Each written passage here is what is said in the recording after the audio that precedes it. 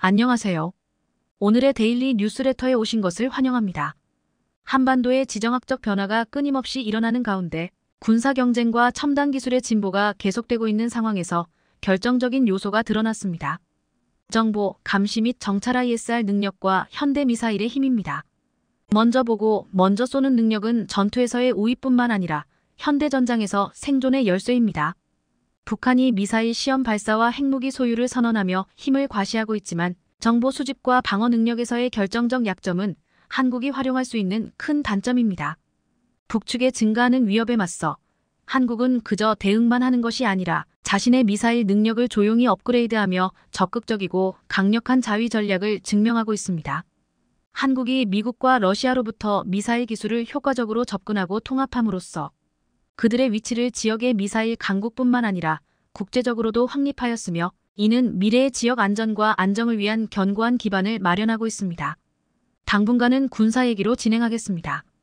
현대전에서 정보, 감시 및 정찰 ISR 능력의 중요성은 아무리 강조해도 지나치지 않습니다. 먼저 보고 먼저 쏠 뿐만 아니라 정확한 타격이라는 점에서 반드시 필요한 전략 자산입니다. 그리고 중심에는 미사일이라는 첨단 무기가 버티고 있습니다. 북한이 제 아무리 핵을 보유했다 미사일이 어쨌다 떠들면서 자신들의 약점을 감추려 하고 있지만 북한은 정보 취득에 관한 자산이 없다는 치명적인 약점을 갖고 있습니다. 한국이 선제 타격을 위해 미사일을 발사해도 북한은 알아낼 수 있는 방법이 별로 없고 또한 북한은 한국이 쏘아대는 미사일을 방어할 수 있는 방어체계조차 없습니다. 속수무책인 상황인데도 겉으로는 자신들의 콤플렉스를 감추려는 듯 연일 협박만 합니다. 2017년에 미 국방 전문 매체 내셔널 인트러스트는 이런 기사를 올리면서 한국이 미사일 강국이라는 점을 부각시켰습니다. 북한이 공개적으로 미사일을 발사하면서 전 세계의 주목을 받고 있는 그동안 한반도 38선 반대편에 위치한 또 다른 군사 강국 대한민국은 아무도 모르게 조용히 미사일 공격 능력을 증강시켜왔다고 전했습니다. 따라서 지금까지 이런 대한민국의 미사일 공격 능력에 대해서 제대로 알고 있는 전문가는 없었다. 내부적으로만 기술 개발에 전념해 오면서 이제는 획기적인 미사일 강국으로 올라섰다. 이렇게 썼습니다. 내용을 덧붙이자면 자주 국방을 위한 미사일 개발에 관한 박정희의 집착은 미국과의 동맹 관계에 있어서 마찰의 원인이 되어 왔습니다. 그러나 한국이 미국의 1세대 대륙간 탄도탄 ICBM 아틀라스에 기술까지 입수한 사실이 드러나면서 미국은 핵 개발 및 미사일 개발을 포기하지 않을 경우 경제 제재를 할 수 있다는 노골적인 압박을 가합니다. 결국 한국은 핵무기 개발을 포기하게 되지만 대신 미국은 포기 계획에 대한 반대급부로 한국이 미국산 탄도 미사일인 나이키 허큘리스 나이키 허크열리즈를 분해해 연구할 수 있도록 역설계 리버스 엔저니어를 허용해주겠다는 제의를 하게 됩니다. 그에 따라 한국은 지대공과 지대지 공격 능력을 모두 갖춘 자체 미사일을 생산할 수 있게 되었습니다. 그리고 구소련이 붕괴되면서 재정적으로 어려움에 처하자 불곰 사업의 일환으로 중요한 미사일 관련 기술들을 러시아로부터 흡수할 수 있는 호기의 기회를 맞게 됩니다. 그에 대한 기사가 2019년 2월 24일 발간된 내셔널 인트러스트에 담겨 있습니다. 기사 내용에 따르면 우리나라 지대공 미사일 천궁을 한국형 S-300으로 인식하고 있고 한국판 사드로 불리며 2020년대 초 중반에 실전 배치를 목표로 삼았던 LSAM은 S-400을 그 기술적 기반으로 보고 있습니다. 그런데 여기서 중요하게 거론되는 것이 한국이 미국과 러시아의 복합된 기술을 취득했다고 평가받고 있는 부분입니다. 아시다시피 S-400 지대공 미사일 경우에는 러시아가 매우 자부심을 가지고 있는 대공 무기 체계입니다. S-400은 대항공기 방공 시스템으로 개발되어 있지만 사드 THAAD는 탄도 미사일 방공 무기로 개발되었다는 차이가 있습니다. 따라서 내셔널 인트러스트에서는 러시아의 S-400의 기반 기술을 두고 있는 한국의 LSAM과 미국의 사드 THAAD는 서로 보완 관계에 있다. 또는 두 방어 체계를 하나로 통합하는 기술로 나타날 수 있다고 보고 있습니다. 미국 군사 언론들은 우리나라가 LSAM으로 한국판 사드, 즉 고고도 탄도 미사일 방어 체계를 만들기 위해서는 S-400의 기본 설계를 바탕으로 많은 부분에서 설계 변화가 이루어져야 하기 때문에 한국의 기술력이 뛰어나다고 해도 결코 쉽게 성공할 작업은 아닐 것이라는 관점을 가지고 있습니다. 과연 그럴까요? 확실한 것은 러시아가 자랑하는 S-300과 S-400의 기술 체계와 로드맵을 한국이 파악하고 있다는 점과 40년에 걸친 기술력을 갖고 있다는 점입니다. 따라서 러시아가 현재 대항공기 요격 체계 S-400을 진화시킨 새로운 대탄도 미사일 요격 체계를 개발 완료했다고 얘기가 있는 S-500의 기술 체계도 알고 있을 수 있다는 평가가 나옵니다. S-300과 S-400의 기술을 연이어 받았다는 점에서 예측할 수 있다는 것입니다. 이 말의 의미는 외국에서 예상하고 있는 것보다 한국이 더 뛰어난 기술력을 갖고 있다는 말입니다. S-400에 대해서 좀 더 알아보겠습니다. CNBC에 따르면 러시아의 장거리 지대공 미사일 시스템인 S-400 가격은 약 5억 달러 5,630억 원인 반면 레이시오닉 패트리엇 PAC 가격은 10억 달러 1조 1,260억 원, 로키드 마틴의 사드 THAAD는 약 30억 달러 3조 3,780억 원에 달합니다. S-400 가격이 상당히 싼 편이라고 하고 성능 역시 S-400이 미국의 사드를 능가한다는 분석도 나오지만 성능이 과장됐다는 분석도 있습니다. 예전에 소개한 적이 있는 2018년 4월 미국과 영국, 프랑스 3개국과 러시아가 묘한 신경전을 벌인 사건 때문입니다. 자존심을 건 한판이라 서로 간 물러서지 않았습니다. 당시 미국과 영국, 프랑스는 전투기와 전함 등에서 토마호크 미사일 등 105발의 미사일을 발사해 시리아 내 3곳의 화학무기 시설을 정밀 타격했다고 밝혔습니다. 반면 러시아 국방부는 시리아 방공 시스템이 다마스쿠스 동쪽에 있는 두마이르 군용 비행장을 겨냥해 발사된 12발의 순항미사일 등 모두 71발을 요격했다고 주장했지만 서방 측은 한 발도 격추되지 않았다고 일축했습니다. 지금까지 공개된 자료로 보면 미국을 비롯한 서방의 미사일이 실제 목표물을 타격한 것이 확인되면서 시리아의 방공망 일부가 뚫린 것은 사실로 드러났습니다. 반면 러시아는 요격했다는 물증을 제시하지 않았습니다. S-400은 음속의 10배 이상으로 들어오는 탄도미사일은 물론 스텔스 전투기까지 요격이 가능하다고 러시아가 주장하는 방공무기 체계입니다. 그러나 최근 알려진 것은 탄도미사일보다는 대항공기 방공 시스템으로 파악되면서 러시아가 과장했다는 쪽에 무게가 실립니다. 러시아가 밝힌 재원을 보면 성능은 현존 대공미사일 중에서 가장 뛰어납니다. 한꺼번에 72기의 미사일을 유도할 수 있고 동시 교전 능력이 36기에 달합니다. 이 점을 유의해서 보면 S-400은 700km까지 레이더가 탐지할 수 있으며 요격 미사일의 최대 사거리가 400km로 시리아 전역과 키프로스 섬까지 요격 권역이라고 설명하고 있습니다. 그런데 러시아는 S-400 방공 관할 구역인 시리아 타르투스에는 서방의 미사일 공격이 없었다는 점을 주장했습니다.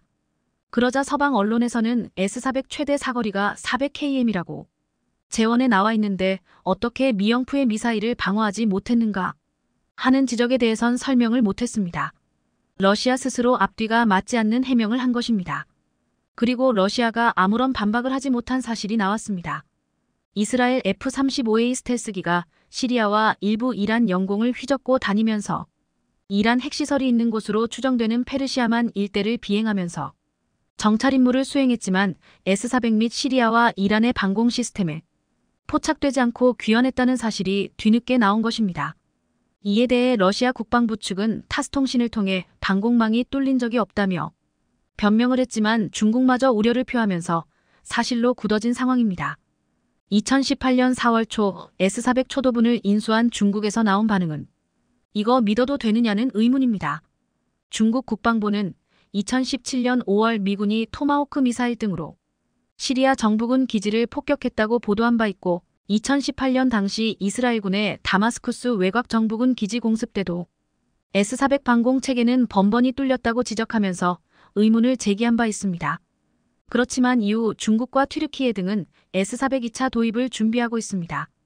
이에 대해서 여러 말들이 많았는데 우러 전쟁이 발발하면서 러시아 주장의 신뢰성에 의문이 제기되고 있습니다.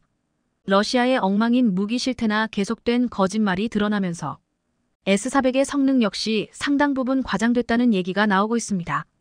또는 러시아 기갑 장비들이 보여주고 있듯이 부정부패 탓에 설계대로 제작이 되지 않아 성능이 제대로 발휘하지 못하고 있다는 의혹도 나옵니다. 그러나 이에 관계없이 문제는 앞으로 지속되는 러시아에 대한 제재로 어떤 미사일이든지 부품과 반도체의 공급에 문제가 생긴 만큼 미사일 제작은 한계에 부딪힐 것이라는 예상입니다. 여하튼 이런 상황 속에 한국은 러시아의 미사일, 첨단 기술을 어느 정도 파악하고 있는가에 주목받고 있습니다. 최근 한국 방산업계는 여러 가지 면에서 긴장의 끈을 늦출 수 없었습니다. K239 천무가 사우디아라비아에서 놀라운 첫 실전을 치르면서 세계의 관심을 집중시켰고, 중동 국가들이 K방산에 대한 관심이 증폭되면서 기대감을 불러일으켰지만, 연말이다 보니 추가 주문 소식은 뜸했고, 무엇보다 기대했던 폴란드에서의 추가 계약 소식이 쉽사리 들려오지 않았기 때문입니다. 지난 10월 15일 폴란드 총선에서 야권연합이 과반을 확보하면서 정권 교체가 진행된 것이 가장 큰 불안 요소였습니다. 일부 외신에서는 정권을 잡은 폴란드 야권연합이 친유럽연합 노선을 표방하고 있는 점을 들어 한국이 맺은 방산 계약도 악영향을 받을 가능성이 있다는 보도가 나오기까지 해 폴란드와의 추가 계약을 기대했던 한국으로서는 불안해했던 것도 사실이었습니다. 아무래도 한국 방산에 대해 세계의 관심을 불러모은 것이 바로 폴란드의 한국 무기 대량 구매였기 때문에 추가 계약이 차일피일 미뤄지자 이러다 세계 방산 시장 점유율 4위라는 대한민국의 원대한 목표가 이뤄지기 힘든 것이 아닌가 하는 우려도 나왔습니다. 하지만 불안을 잠재운 것은 역시 한국의 기술력이었습니다. 폴란드가 한화에어로스페이스와 2차 실행 계약을 체결하며 상황은 급반전되었습니다. 오늘은 이 소식 자세히 전해드리겠습니다. 지난 11월 28일 폴란드 제18 기계화 사단에 한국이 수출한 다연장 로켓 천무가 모습을 드러냈습니다. 폴란드 국방부가 자국산 옐츠 전술 트럭에 천무 발사대를 결합한 호마르 K가 설원에 배치된 모습을 공개한 것입니다. 폴란드 동부 국경을 책임지고 있는 최전방 부대인 폴란드 제18 기계화 사단에 다연장 로켓 천무를 결합한 호마르 K를 배치했다는 사실은 그만큼 한국에서 구매한 방산 무기를 폴란드가 신뢰하고 있다는 증거였습니다. 한화에어로스페이스 지난 4일 폴란드 군비청과 K9 자주포 등을 추가로 수출하는 3조 4,475억 원 규모의 2차 실행 계약을 체결했다고 공시했습니다. 이번 계약은 지난해 한화에어로스페이스 전체 매출액의 52.7%에 해당하는 규모였습니다. 한화에어로스페이스는 작년 7월 폴란드 군비청과 K9 672문, 다연장 로켓 천무 288대를 수출하기 위한 기본 계약을 체결하고 그해 8월에 K9 212문, 11월에 천무 218대를 수출하는 1차 계약을 맺은 바 있는데요. 이번 계약은 K9에 남은 계약 물량 460문 중 일부인 152문을 금융계약 체결 등을 조건으로 2027년까지 순차적으로 공급하기로 하는 내용입니다. 작년 7월 기본계약 따른 2차 실행계약으로서 무엇보다 폴란드가 정권교체 이후에도 한국과의 추가 계약 약속을 실행에 옮길 정도로 한국 방산에 대한 깊은 신뢰를 보여주었다는 점에서 의미가 깊었습니다. 또한 이번 계약에서 한화에어로스페이스는 폴란드의 K9 및 자주포용 155 탄약과 K9의 유지 보수를 위한 종합 군수 지원 패키지 ILS를 공급하고 K9 유지 부품의 현지 생산에도 협력하기로 해 폴란드가 명실상부하게 한국 방산의 유럽 거점으로 진행되어 가고 있다는 점을 확인시켜 주었습니다. 당초 한화에어로스페이스와 현대로템 등 국내 방산 업체들은 올해 상반기까지 2차 계약을 맺어 모든 계약을 매듭 지을 계획이었으나 수출입은행이 특정 구매국에 정책 금융을 지원할 수 있는 한도가 차면서 계약 협상이 지연돼 왔는데요. 이번 계약은 지난달 국내 5대 시중은행이 국내 방산업계의 공동대출을 통한 금융 지원을 결정하면서 이루어졌습니다. 한편 폴란드 현지에서 한국에서 구매한 K2 흑표를 주축으로 하는 신규 부대가 창설되었다는 소식도 들려왔습니다. 폴란드가 8기계화 사단을 창설하면서 K2 전차 전진 배치한 데 이어 가장 골머리를 앓고 있는 지역인 벨라루스 접경 지역에 타르타예보 제1보병사단 예하에 K2 전차 대대를 창설한 것입니다. 여기에 한화시스템이 K2 전차 180대의 사격 통제 시스템을 공급한다는 희소식이 발표되었습니다. 계약 규모는 약 2,574억 원입니다. 폴란드에 수출하는 K2 전차는 현재 국내에 전력화된 전차와 동일한 사양으로 긴급 공급하는 1차 사업과 폴란드가 원하는 사양으로 개량 공급하는 2차 사업으로 구분되는데 이번에 진행된 수출 계약건은 1차 사업에 해당합니다. 전차의 두뇌로 불리는 사격 통제 시스템은 사격 통제 컴퓨터 포수 및 전차장 조준경 열상, 잔망경 레이저 경고 장치 등으로 구성되는데 사격 통제 컴퓨터는 포탑 내부의 주변 장치들과 연동해 포탑과 조준경을 제어하고 탄도 계산과 자동 추적 등의 기능을 수행하는 시스템입니다.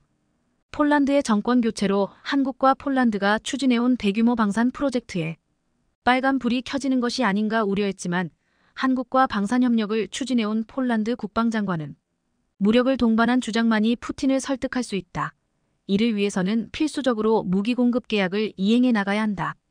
우리는 유럽에서 가장 강력한 지상군을 만들기 위해 정해진 길을 끝까지 걸어가야 한다고 말하며 한국과의 군비 확장의 필요성을 역설하기도 했습니다.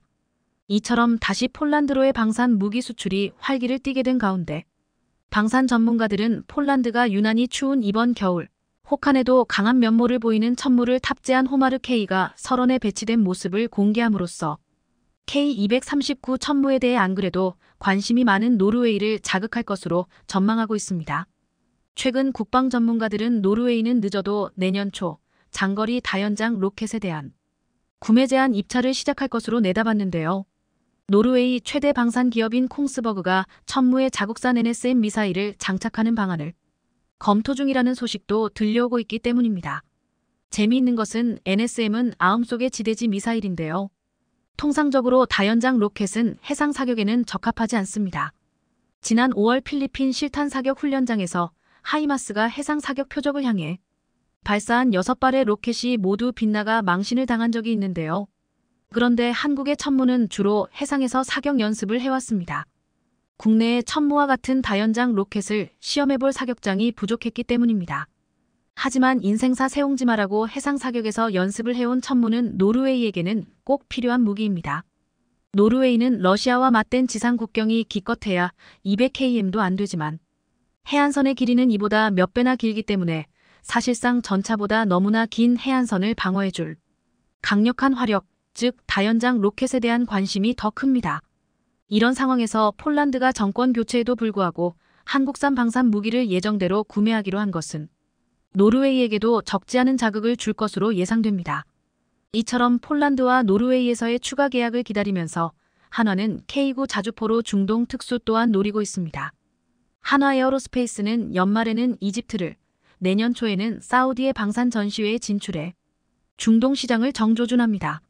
한화 에어로스페이스는 이집트 카이로에서 열린 방산 전시회에 300이 규모의 대형 전시관을 개설해 K9 자주포 및 K10 탄약 운반차 등으로 구성된 자주포 패키지와 미래형 보병 전투장 갑차 IFV인 레드백, 그리고 전술형 유도탄 천검, 다련장 로켓 천무 등 한국이 자랑하는 K방산을 선보였습니다. 이와 함께 탄약 포탄 수요가 증가를 고려해 155포탄 모듈화 장약도 전시했는데요. 특히 이집트는 한국항공우주산업 KAI와 경전투기 FA-50 수출 협상이 막바지 단계에 있고 사우디도 대공 방어체계 등 수출 논의가 진행 중이라 그 어느 때보다 글로벌 방산업계의 시선이 쏠려 있습니다. 이집트는 중동 아프리카 지역에서 가장 강한 국방력을 가진 나라로 평가되며 세계적인 무기 수입국인데요. 한국경제인협회가 지난 7월 글로벌 4대 방산 수출국 도약 과제 보고서를 펴내면서 인도, 사우디아라비아와 함께 국내 방산 기업들이 진출해야 할 신시장으로 이집트를 꼽은 바 있습니다. 한편 한화 에어로스페이스는 영국 BAE 시스템즈와 1,759억 원 규모로 나토 회원국이 사용하는 155포탄의 모듈화 장약 공급 계약을 체결해 유럽 시장에서도 협력을 강화하고 있습니다. 원통 모양으로 모듈화된 추진 장약인 MCS는 탄두 뒤에 장전돼 탄두를 정해진 사거리에 맞춰 포심 밖으로 날려보내는 핵심 탄약 구성품인데요. 한화 에어로스페이스는 이번 계약을 통해 NATO 표준 155포탄에 적용되는 장약을 처음으로 수출하는 쾌거를 이뤘습니다. 이것은 한화가 영국의 글로벌 톱티어 방산 기업들과 전략적 파트너십을 강화하기 위해 추진하는 것으로 최근 전 세계적인 지정학적 위기로 수요가 급증하는 155포탄의 장약 공급을 계기로 자유진영 우방국인 영국과 방산 분야에서 전방위적인 협력 관계를 확대하겠다는 의미입니다. 한화는 유럽의 지정학적인 위기로 인해 NATO 회원국을 중심으로 155포탄의 모듈화 장약의 수요가 급증할 것으로 판단해 2019년부터 선제적으로 NATO의 사거리 기준을 충족하는 장약 개발에 나서 올해 초 완료했습니다. 이번에 한화가 수출하는 수출형 MCS는 자동장전 포탑을 탑재하는 자주포의 자동 공급 기계의 충격에 견딜 수 있도록 외부 탄피의 강성을 높였습니다. 또한 한화는 현재 컨소시엄 형태로 추진 중인 영국의 자주포 획득 사업 모벌 파이어즈 플랫폼 MFP에 한화가 밀고 있는 K9A가 선정되면 MCS도 동시에 공급해 패키지 형태의 수출도 가능해지리라 기대하고 있습니다. 루마니아가 K2 전차와 K9 자주포를 도입해 군사력을 강화할 것이다. 미국 디펜스 뉴스 디펜스 누주. 최근 노르웨이에 이어 리투아니아도 독일 레오파드 2 전차를 구매하기로 하면서 한국의 K2 전차가 유럽에 진출하기가 얼마나 어려운지를 다시 한번 보여줬다고 했습니다. 그런데 이 와중에 폴란드에 이어 루마니아가 한국산 이전 차 300대를 도입한다고 해서 주목되고 있습니다.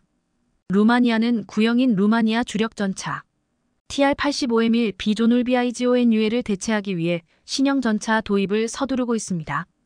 이미 미국의 에이브럼즈 전차를 54대 구입했지만 앞으로 300대의 전차를 더 도입하겠다는 계획을 세우고 있습니다. 독일 레오파드 레퍼드 EA8 전차도 후보가 되었지만 폴란드가 현대로템의 K2 전차를 구매하면서 한국산 무기로 눈을 돌렸습니다. 폴란드와 루마니아는 종종 상호 운용성이 핵심으로 동일한 무기 시스템을 구입해왔기에 폴란드가 K2 전차를 대거 구입한 것이 루마니아에게도 큰 영향을 준 것이 틀림없었습니다. 루마니아 육군 조달 담당관 테오도르 인시카슈 장군은 지난 7일 루마니아에서 열린 2024만 루마니아 방위산업협력회의에서 약 300대의 전차 구매를 원한다면서 우리의 목표는 루마니아 군대에 가장 효율적인 군사 장비를 제공하고 운영을 보장하는 것이라며 K2 전차 도입을 시사한 바 있습니다. 그런데 지금 루마니아의 결정은 인근 국가 리투아니아와 극명하게 갈리면서 전력 보강에서 전혀 다른 결과를 가지고 올 것이라고 말하고 있습니다. 리투아니아는 당초 K2 전차와 미국 에이브람스 전차도 고려했지만 결국 독일의 레오파드 2 전차 54대를 도입하는 길을 선택했습니다. 리투아니아군과 리투아니아 국방자원청은 이 세 개의 전차를 시험하여 종합적인 시장 분석과 군사적 평가를 고려해 결정했다고 했습니다. 독일 레오파드 2 전차를 결정하는 데 영향을 미친 평가 기준은 비용 및 유지 보수 비용, 운영 환경이라고 말했습니다. 중요한 것은 레오파드의 다양한 버전이 노르웨이, 네덜란드, 독일 등 14개의 나토 동맹국을 포함해 전 세계 23개국에 퍼져 있다고 말했습니다. 이 때문에 레오파드 탱크를 구입하면 높은 상호작용과 호환성이 보장된다는 것입니다. 모든 전차의 납기는 46년 정도로 비슷하지만 독일 전차의 가장 큰 장점은 유지 비용이 훨씬 낮은데 에이브랍스는 레오파드보다 운영 비용이 1.5배가 더 높다고 했습니다. 하지만 전문가들은 이 같은 분석에는 치명적인 실수가 있다고 말하고 있습니다. 폴란드 경제 포털 비즈니스 알러트는 27일 폴란드가 군수산업 덕분에 한국의 유럽 교두보가 될 것이라고 했습니다. 폴란드와 한국의 협력은 무기 구매에만 국한되지 않고 에너지, 통신, 기술 4.0 및 건설 부문에서도 개발되고 있다고 했습니다. 그러면서 폴란드는 왜 프랑스와 독일이 아닌 한국에서 무기를 도입했는지를 설명해줬습니다. 한국에서 주문한 장비를 비교적 짧은 시간 만에 인도할 수 있는데 반면 독일과 프랑스는 현재 생산 능력이 매우 낮기 때문에 주문이 훨씬 더 오랜 기간 동안 이행된다고 말했습니다. 이것의 가장 좋은 예는 레오파드에 대한 노르웨이의 주문인데 이는 단 54대가 8년 만에 인도가 완료될 예정이라고 했습니다. 반면 동시에 한국은 4년 안에 폴란드에 K2 전차 180대를 인도할 예정이라며 극단적으로 대비된다고 했습니다. 한국은 3배의 양을 절반의 시간에 인도해내는 무서운 생산력을 가지고 있다는 것입니다. 그렇다면 먼저 주문한 노르웨이도 8년 만에 54대를 받게 되는데 이제 주문한 리투아니아는 앞으로 전차를 받으려면 10년 이상이 걸릴 수밖에 없을 것으로 보이고 있습니다. 한 국내 네티즌은 리투 애들은 신형 전차를 2035년 이후에나 받을 수 있으려나? 라고 묻기도 했습니다. 이것이 지금 루마니아가 독일 전차 도입을 포기하고 한국산 K2 전차를 도입하려 하는 중요한 이유이기도 합니다. 덴마크 방위산업체 관계자 모겐센은 한국의 K2와 K9의 연간 생산 능력에 대해서 말했습니다. 모겐센은 현재 현대로템과 한화가 생산 능력을 2배로 늘리고 있다며 K2 전차는 연간 15만 180대, K9 자주포는 연간 30만 320대, K10은 연간 150대를 생산할 수 있게 된다고 말했습니다. 이 정도 생산력은 지금 1년 안에 웬만한 국가의 육군 전력을 만들 수 있는 놀라운 양입니다. 올해 안에 폴란드와 현대로템과 한화에어로스페이스의 2차 이행 계약이 성사되면 1차에 이어 K2 전차 820대, K9 자주포 430여 문, 천무 80여 문 등이 추가로 계약될 것으로 전망되고 있습니다. 리투아니아가 레오파드 전차를 선택한 가장 큰 이유 중 하나가 나토 국가들이 독일산 전차를 가장 많이 운용해 호환성과 유지보수에서 유리하기 때문이라고 했습니다. 하지만 한국이 폴란드에 1000대의 K 전차를 인도하고 루마니아에 300대를 전달하면 순식간에 1300대의 전차가 유럽에 배치되게 됩니다. 중요한 것은 이 전차가 다 인도필 때까지 리투아니아는 독일에게 주문한 레오파드 전차를 다 받지 못할 가능성이 크다는 것입니다. 최근 독일로부터 전차, 장갑차를 구매한 나라는 대부분 납기 지연을 겪었습니다. 독일제 기갑 차량은 초도 물량 인수에 45년, 계약 물량 완납까지 710년 이상이 걸렸습니다. 글로벌 공급망 교란이 심해진 지금은 납기가 얼마나 더 지연될지 모른다고 했습니다. 이에 지금 독일 라인메탈도 한국처럼 생산량을 늘리려고 하고 있지만 쉽지 않은 상황입니다. 2021년 라인메탈에는 21.000명의 직원이 있었지만 지금은 25,000명으로 늘렸으나 아직도 구인 사이트에는 1,300개의 채용 공고가 있다고 했습니다. 한국의 현대로템이나 한화는 로봇을 사용한 자동화 시스템으로 많은 생산을 쉽게 할 수 있으나 아직도 숙련된 인력에 많이 의존하는 독일 라인메탈은 인력도 잘 뽑히지 않지만 인력을 뽑아도 숙련시키기까지 기간이 많이 걸려 쉽게 생산량을 증가시킬 수 없다는 것입니다. 과거 미국의 방위산업은 민수 분야의 대량 생산 방식을 받아들여 제도, 문화 등 새로운 패러다임을 가지고 와 세계 제1의 방위산업 선진국이 되었습니다. 하지만 독일과 영국 등의 나라들은 기존의 방식과 패러다임을 유지한 채 대량 생산 방식 일부만 적용하고 숙련된 장인, 마이스터에 의해 양질의 마감 과정이 있어야 한다는 신념을 버리지 않았습니다. 이로 인해 독일은 아직도 전통적인 숙련공인 마이스터 위주의 노동할당 방식을 지금도 쓰고 있습니다. 반면 한국은 미국의 대량 생산 방식에 더해 로봇 시스템을 적극적으로 도입해 생산량에서는 획기적인 발전으로 전 세계를 선도해가는 국가가 되었습니다. 미국 로키드 마틴 관계자들도 KF-21 공장에서 자동화 시스템을 보고 입을 다물지 못할 정도였습니다. 한화 에어로스페이스의 창원 공장은 1의 1000분의 1에 해당하는 미크론 단위의 초정밀 가공이 가능한 세계 유일한 스마트 팩토리입니다. 창원 공장에 들어서면 사람이 범접할 수 없는 로봇들의 세상이 펼쳐진다고 했습니다. 사람들은 무인문 반 로봇이 지나가는 광경을 지켜보며 로봇이 사람들을 알아서 피해 다닌다고 했습니다. 숙련된 인력들이 할 수 있다는 용접을 이 공장에서는 로봇이 전담하고 있는데 50% 수준이었던 로봇 용접을 최근에는 70%까지 끌어올렸다고 했습니다. K전차를 만드는 현대로템 공장에서도 현대차의 자동화 시스템으로 엄청난 속도의 생산이 이루어지고 있습니다. 장갑차의 경우 9개의 조립 공정을 거치는데 자동차 생산 공장처럼 자동화된 컨베이어 벨트를 이용해 이동시키고 있습니다. 또한 턴오버 장치를 이용하면 무거운 차체를 180도 뒤집어 하부 작업을 빠르고 편하게 할 수 있습니다. 현대로템 관계자는 지난 40여 년 동안 축적한 기술력과 현대자동차 그룹의 자동차 생산 노하우가 적용된 결과라고 말했습니다. 유럽의 한 언론은 한국의 K전차가 폴란드와 루마니아 1,300대를 기반으로 유럽에서 총 3,600대를 팔아 레오파드를 능가하는 글로벌 베스트셀러를 목표로 하고 있다고 했습니다. 폴란드는 혈맹이라 불리는 루마니아에게 K전차를 사라고 권유하고 지금 KEPL 기반의 차세대 전차 개발 사업을 스페인과 이탈리아 등의 공동 개발을 제안한 상황입니다. 지금 독일과 프랑스가 유럽에서 차세대 전차 개발을 두고서 서로 싸우고 있는 사이 폴란드가 한국산 전차를 도입해 소외된 스페인과 이탈리아와 손을 잡으려고 하는 것입니다. 이탈리아와 스페인은 이미 폴란드가 2년 전에 신형전 차 개발 사업에서 반독일 전선을 구축하여 동맹을 제안한 국가입니다. 만약 스페인과 이탈리아가 K전차를 도입한다면 유럽의 전차 지형은 완전히 바뀌게 됩니다. 루마니아가 그 시작이 될 것이라고 했습니다.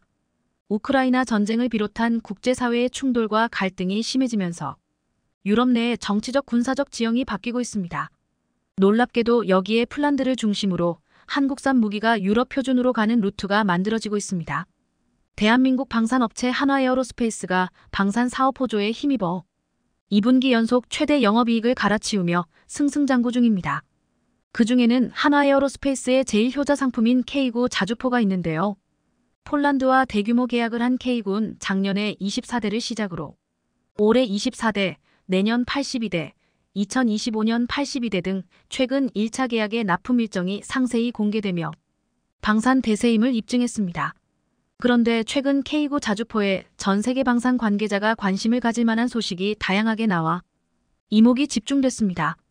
바로 호주와 이집트에서 기다렸던 소식들이 나온 건데 이를 두고 방산 전문가들은 생각했던 것보다 K9의 위력이 엄청나다며 감탄을 금치 못하고 있다는데 자세히 알아보겠습니다.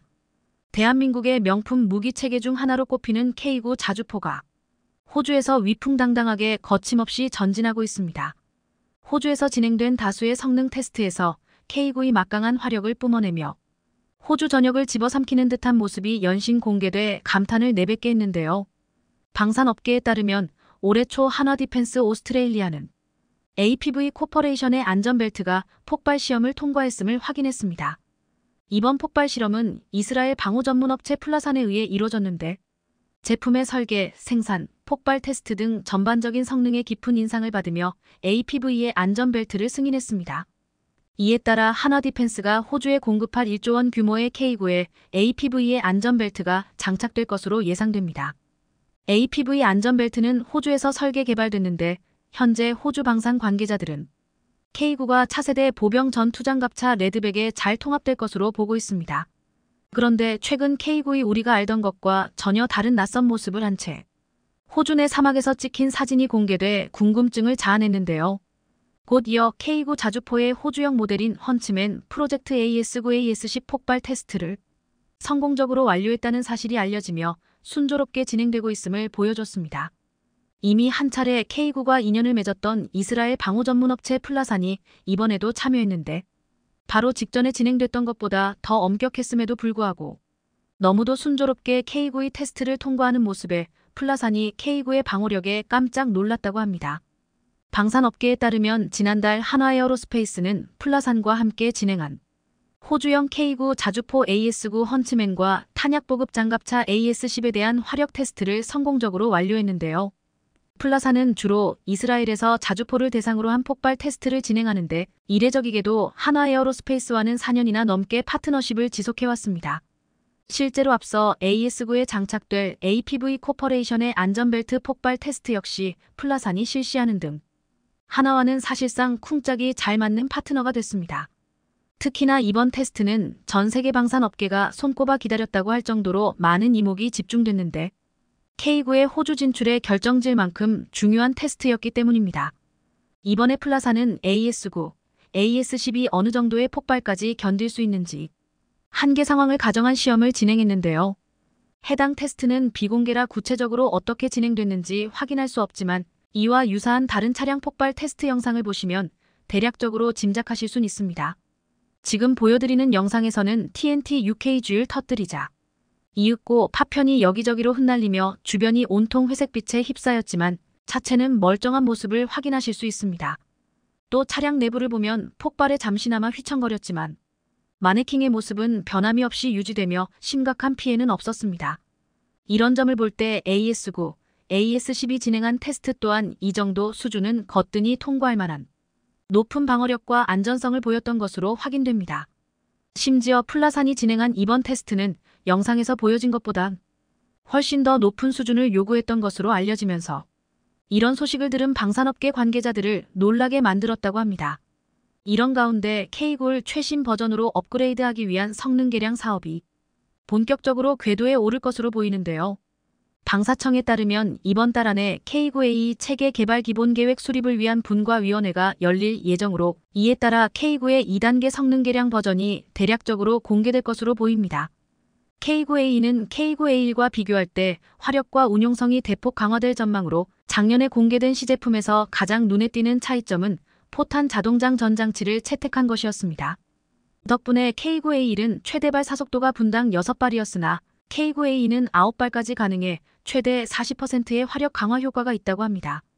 또 기존에는 포반장, 사수, 부사수, 1번 포수, 조종수 등 총 5명의 승무원이 필요했으나 K9A2는 3명만으로 운용이 가능하다는 장점이 있습니다. 특히 K9A2를 도입한 호주의 캐서린 레이퍼 주한대사는 성능 개량을 통해 탑승 인원이 줄어들 수 있다는 소식에 엄청난 만족감을 드러냈는데요. 그리고 최근 외교관들을 다 모아놓고 실시한 전투 훈련 시범에서도 호주 대사는 K9에 대해 대만족하는 모습을 드러내며 한바구음을 멈추지 않았습니다. 개발 중인 K9A로 송탄 장치가 자동화되면 탑승 인원을 3명까지 줄일 수 있다고 설명하자 캐서린 대사가 만족한 듯 고개를 끄덕인 건데요. 이날 우리 군이 K9를 통해 선보인 전투 사격을 직접 본 다른 국가 대사들도 감탄하기에 바빴는데요. 실제로 슬라메츠카 주한 체코 대사는 한국은 매우 효율적인 무기를 생산하는 주요국 중 하나이며 체코에 무기를 제공할 수 있는 잠재적 공급자라고 말했습니다. 이종섭 국방부 장관 역시 호주 빅토리아주 질롱시에 위치한 K9 생산 공장 부지를 방문해 현장을 직접 둘러보기도 했는데요.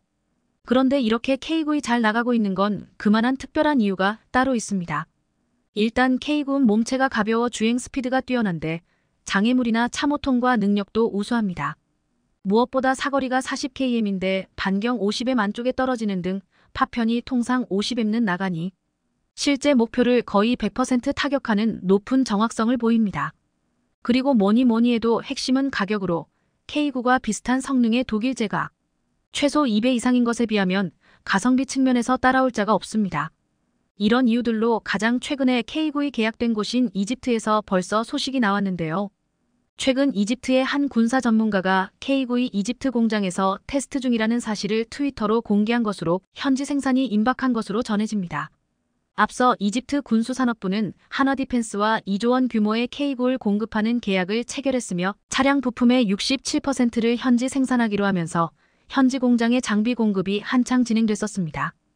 이런 가운데 최근 한국에서 생산된 이집트 수출형인 K9A 리지와 이 이집트 군사 공장에 인도돼 현지 생산을 시작하기 위한 검사에 돌입했다는 소식이 이집트 군사 전문가로부터 나왔는데요. 이집트 군사 전문가 마우무드 가말은 자신의 트위터 계정에 K9과 관련한 소식을 도배하며 기대에 찬 듯한 모습을 보였습니다. 실제로 K9 기술 이전 계약 체결 소식부터 이집트 카이로에서 열린 계약서 최종 서명식 등 K9에 대한 새로운 내용을 모두 시시각각 업데이트하며 현지에서 언제 생산될지 촉각을 곤두세우고 있었는데요. 그리고 이런 반응은 이집트 현지인들에게도 형성된 분위기로 굉장한 무기라며 K9이 빨리 이집트에서 생산되길 바라는 기대감을 감추지 못했습니다. 그리고 앞서 이집트 군수생산부 장관도 K9 현지 생산기지를 직접 방문해 공장을 시찰하고 최고 품질로 무기 체계를 만들어 달라고 주문했는데요. 현재 이집트는 한화에어로스페이스로부터 이전받은 기술을 토대로 팩토리 200에서 K9 생산을 추진하고 있는데 이곳에서 에밀 에이브럼스 탱크와 군용 차량인 시나 200도 함께 조립되고 있습니다. 앞서 K9의 이집트 수출 계약이 타결되면서 한국은 아프리카 지역 최초 방산 수출을 기록하는 동시에 전체 계약 금액이 2조 원 이상인 K9 최대 규모의 수출로 기록됐는데요. 여기에 더해 한화디펜스와 이집트 국방부 간 10여 년의 장기간 협상이 진행됐던 이번 수출이 마무리되면서 한국과 이집트 간 방산 협력의 새로운 전환점이 될 거란 평가도 나옵니다. 다만 K9의 이집트 수출이 계약됐을 당시 일부 보도된 내용 중 오해가 있었으나 특별한 이슈가 없는 것으로 확인되면서 잡음도 사라진 상태인데요. 우선 가격을 지나치게 낮춘 것 아닌가에 대한 의문은 말도 안 되는 일이며 한국 방산업계는 절대 손해보고 파는 장사를 하지 않는 것으로도 유명합니다. 실제로 우리가 마지노선으로 설정한 가격보다 이집트 측이 10% 더 깎아달라고 요구했지만 끝내 우리가 수용하지 않았다고 합니다. 또 80% 차관 대출을 해주는 것과 관련해서도 유례없는 특혜인 것처럼 부각하고 있지만 사실은 자국은행이 대금을 융자의 무기를 수출하는 건 한국뿐 아니라 영국, 프랑스 등 여러 방산 선진국에서도 관행적으로 해오는 일입니다. 마지막으로 이집트 현지 생산으로 인해 제3국의 기술 유출 가능성이 있다는 주장도 현실성이 없는 이야기로 이집트의 경우 이미 미국이 최신 전차 현지 생산을 허용한 수준이기 때문에 방산기술 유출은 그리 우려할 만한 사항은 아닌 것으로 보입니다. 한국은 전 세계에서 자주포를 가장 많이 생산하는 국가인데요. 최근 K9과 관련한 반가운 소식들이 마구 쏟아지고 있는 가운데 본격적인 K9의 활약에 대해 기대해보겠습니다.